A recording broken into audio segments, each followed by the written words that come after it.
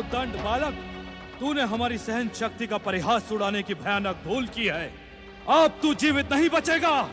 कैलाशपति, बातों से तो आपने मुझे कई बार दंडित कर दिया। माता के भेंट किए हुए उन मीठे मीठे मोदकों के कारण मेरे मुंह से अब तक मीठी मीठी बातें ही निकल रही थी, किंतु अब मेरी सहन शक्ति समाप्त हो गई। यदि इतने बड़े कैलाशपति होकर आप मुझ बालक पर बल प्रयोग करने के इच्छुक हैं, तो करें। मैं प्रस्तुत हूँ। माता का दंड मेरे पास भी है। अपनी दुष्टता पर संयम रख मूर्ख बालक।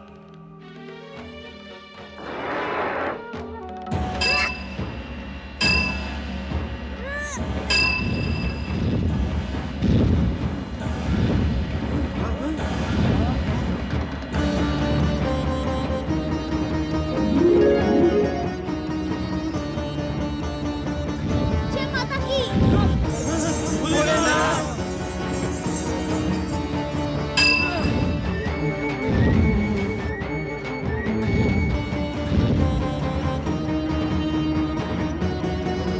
जय माता की।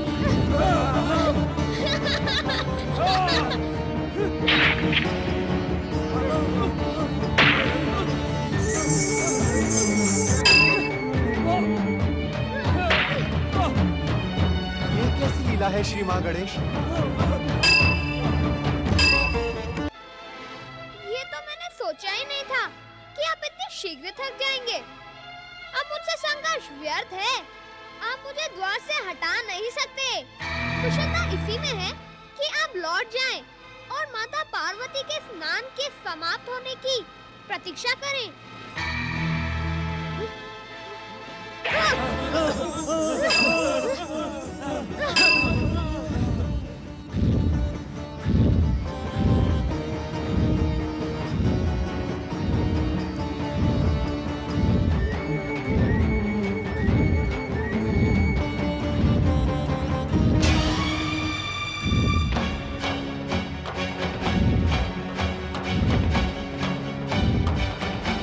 श्री हरि, परमपिता ब्रह्मदेव, रोके, कृपया रोके। महादेव के क्रोध को रोके प्रभु, अन्यथा अनर्थ हो जाएगा। जय माता की।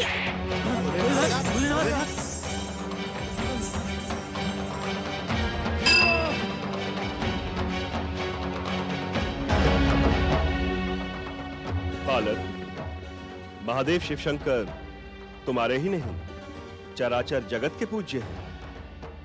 तुम इनसे युद्ध का त्याग करो और अपने दुस्साहस की क्षमा याचना करो। मैंने कोई अपराध नहीं किया है। मैं तो अपनी माता की आज्ञा से इस द्वार पर प्रहरी की भांति खड़ा हूँ। माता की आज्ञा के बिना मैं किसी को भीतर नहीं जाने दूंगा।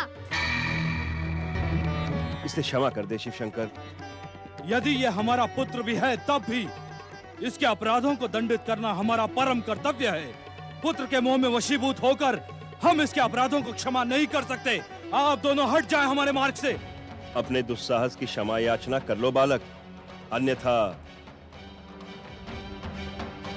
शिव क्रोध से इस संसार में तुम्हारी कोई भी रक्षा नहीं कर सकेगा। मुझे रक्षा की नहीं, अपने कर्तव्य पालन की चिंता है। मेरी माता की आज्ञा को पूर्ण करना मेरा परम कर्तव्य है। हट जाएं आप मेरे मार्ग से। नहीं बालक नहीं, मैं तुम्हें युद्ध नहीं करने दूंगा।